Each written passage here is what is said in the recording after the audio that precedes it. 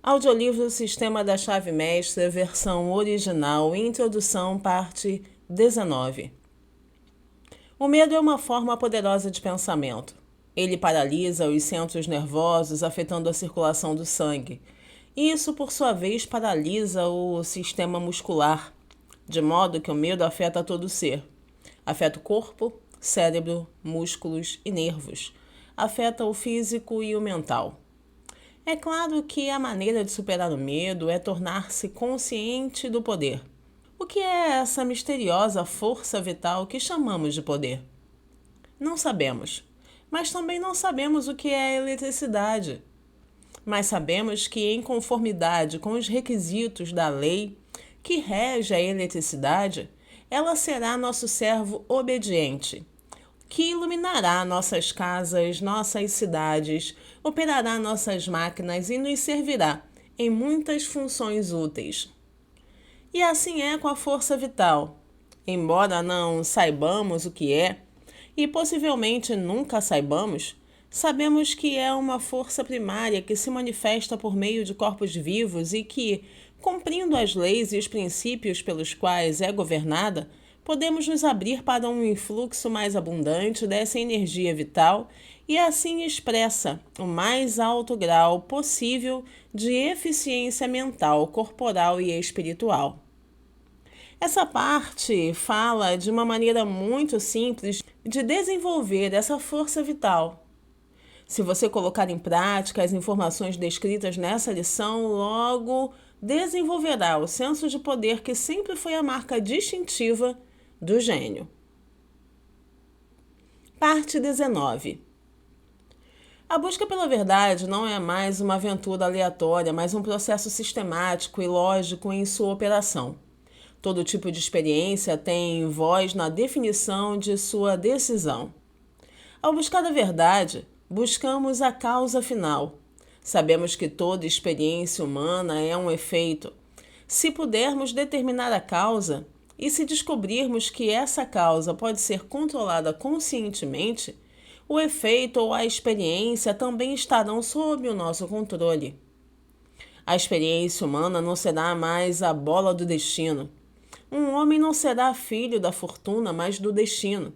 O destino e a fortuna serão controlados tão prontamente quanto um capitão controla seu navio ou um maquinista controla o seu trem. Todas as coisas são finalmente resolvidas no mesmo elemento, e como são, portanto, traduzíveis uma no outro, elas devem estar sempre em relação e nunca podem estar em oposição umas às outras. No mundo físico, existem inúmeros contrastes e estes podem, por conveniência, ser designados por nomes distintos. Existem tamanhos, cores, tons ou extremidades para todas as coisas. Existe um polo norte e um polo sul, existe um dentro e um fora, um visível e um invisível. Mas essas expressões servem apenas para colocar os extremos em contraste. Eles são nomes dados às duas partes diferentes de uma quantidade. Os dois extremos são relativos. Eles não são entidades separadas, mas são duas partes ou aspectos do todo. No mundo mental, encontramos a mesma lei. Falamos de conhecimento e ignorância. Mas a ignorância é apenas uma falta de conhecimento e, portanto, é considerada simplesmente uma palavra para expressar a ausência de conhecimento.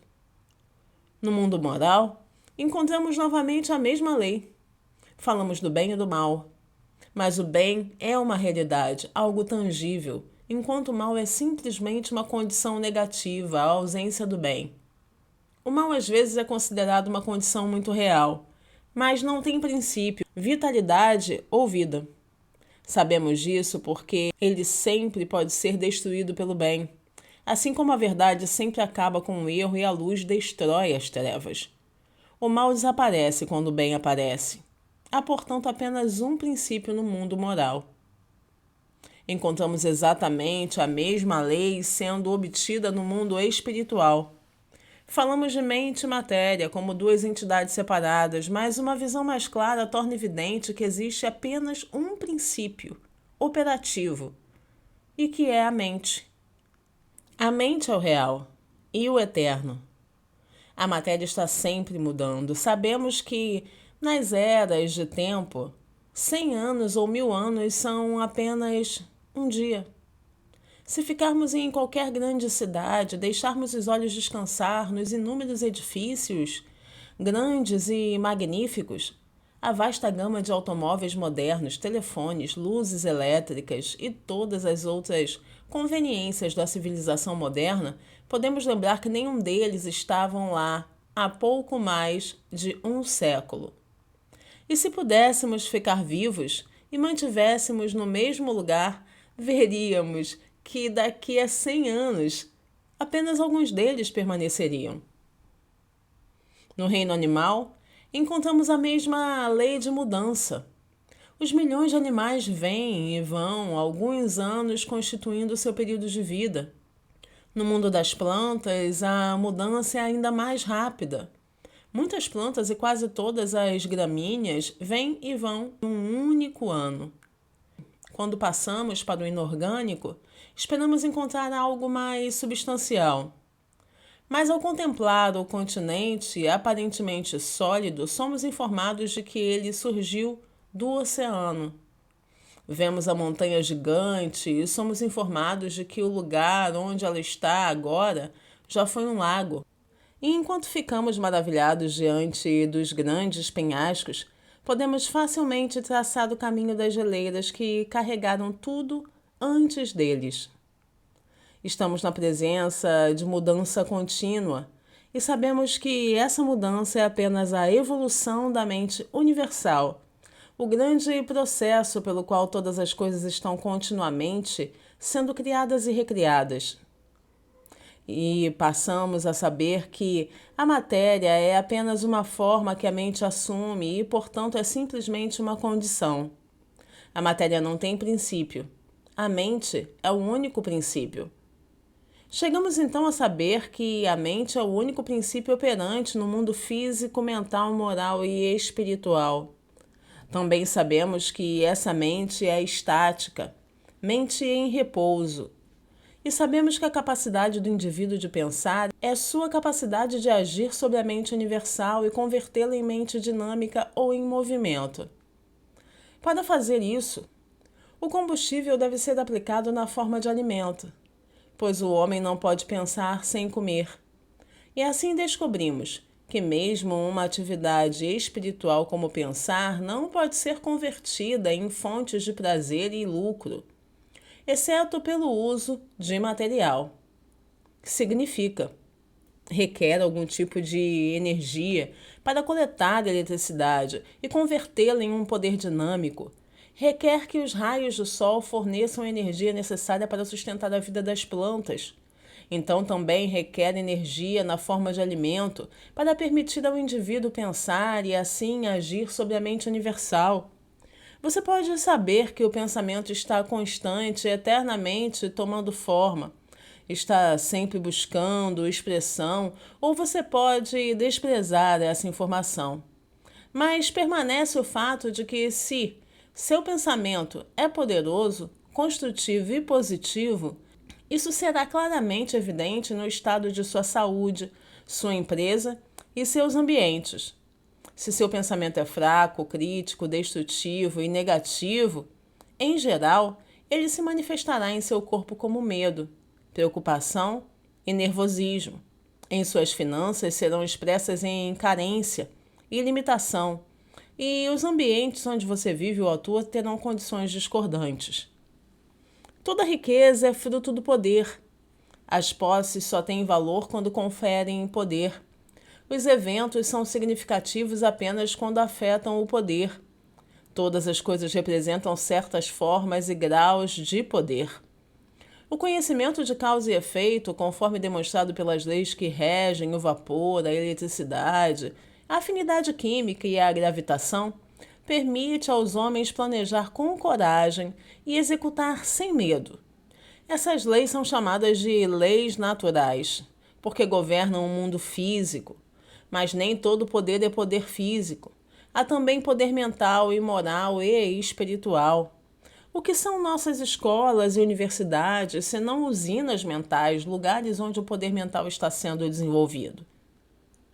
Como há muitas potências poderosas para aplicação de energia em maquinários pesados, por meio das quais a matéria-prima é coletada e convertida nas necessidades e confortos da vida, as potências mentais coletam a matéria-prima e cultivam e desenvolvem em um poder infinitamente superior a todas as forças da natureza, por mais maravilhosas que sejam. O que é essa matéria-prima que está sendo coletada nessas milhares de potências mentais em todo o mundo e desenvolvida em uma potência que está evidentemente controlando todos os outros poderes? Em sua forma estática, é a mente. Em sua forma dinâmica, é o pensamento. Esse poder é superior porque existe um plano superior, porque permitiu ao homem descobrir a lei pela qual essas forças maravilhosas da natureza poderiam ser controladas e feitas para fazer o trabalho de centenas e milhares de homens. Permitiu ao homem descobrir leis pelas quais o tempo e o espaço foram conquistados e a lei da gravitação superada. O pensamento é a força vital, ou energia, que está sendo desenvolvida e que produziu resultados tão surpreendentes no último século que deu origem a um mundo que seria absolutamente inconcebível para um homem que existia apenas 50 ou 25 anos atrás.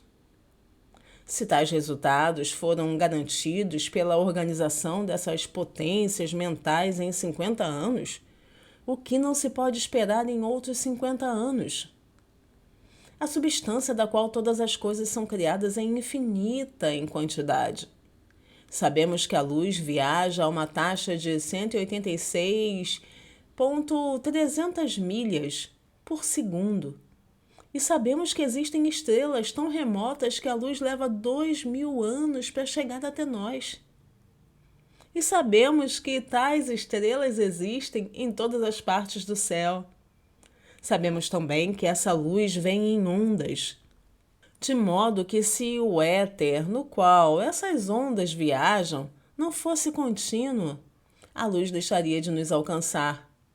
Podemos então apenas chegar à conclusão de que essa substância ou éter ou matéria-prima está universalmente presente. Como então isso se manifesta na forma? Na ciência elétrica, uma bateria é formada conectando os polos opostos de zinco e cobre, o que faz com que uma corrente flua de um para o outro, fornecendo energia. Esse mesmo processo é repetido em relação a todas as polaridades. E como todas as formas simplesmente dependem da taxa de vibração e das relações consequentes dos átomos uns dos outros, se quisermos mudar a forma de manifestação, devemos mudar a polaridade. Esse é o princípio da causalidade. Para o seu exercício, concentre-se. E quando uso a palavra concentrar, quero dizer tudo o que a palavra implica. Torne-se tão absorto no objeto de seu pensamento que não tenha consciência de mais nada. E faça isso alguns minutos todos os dias. Você reserva o tempo necessário para comer, para que o corpo se nutra. Por que não dedicar tempo para assimilar o alimento mental? Que o pensamento repouse no fato de que as aparências enganam. A Terra não é plana nem estacionária. O céu não é uma cúpula. O Sol não se move. As estrelas não são pequenos pontos de luz. E a matéria que antes era considerada fixa está em um estado de fluxo perpétuo. Tente perceber que o dia está se aproximando rapidamente. Seu amanhecer está próximo, quando os modos de pensamento e ação devem ser ajustados para um conhecimento cada vez maior da operação dos princípios eternos. O pensamento silencioso é, afinal, o agente mais poderoso nos assuntos humanos. Scheinin. Parte 19. Perguntas de estudo com respostas. Como os extremos são colocados em contraste? Eles são designados por nomes distintos, como interno e externo, superior e inferior, claro e escuro, bom e mal. Essas entidades são separadas? Não. Eles são partes ou aspectos de um todo. Qual é o único princípio criativo no mundo físico, mental e espiritual? A mente universal, ou a energia eterna da qual procedem todas as coisas. Como nos relacionamos com esse princípio criativo? Por nossa capacidade de pensar. Como esse princípio criativo se torna operativo? O pensamento é a semente que resulta em ação, e a ação resulta em forma. De que depende a forma? Da taxa de vibração. Como pode a taxa de vibração ser alterada? Por ação mental. De que depende a ação mental? Da polaridade, ação e reação entre o indivíduo e aquilo que é universal. A energia criativa se origina no indivíduo ou no universal? No universal, mas o universal só pode se manifestar por meio do indivíduo. Por que o indivíduo é necessário? Porque o universal é estático e requer energia para colocá-lo em movimento. Esse é fornecido por alimentos que são convertidos em energia, o que por sua vez permite ao indivíduo pensar. Quando o indivíduo para de comer, para de pensar. Então ele não age mais sobre o universal. Consequentemente, não há mais nenhuma ação ou reação. O universal é então apenas mente pura, em forma estática, esplêndida, eterna. Encerro por aqui o conteúdo de hoje, agradecendo você estar comigo aqui no canal Andréa Quintão. Se você tem gostado desse conteúdo, deixe o seu like, o seu comentário e aguardo você aqui no próximo vídeo do Sistema da Chave Mestra versão original. Obrigada e até lá!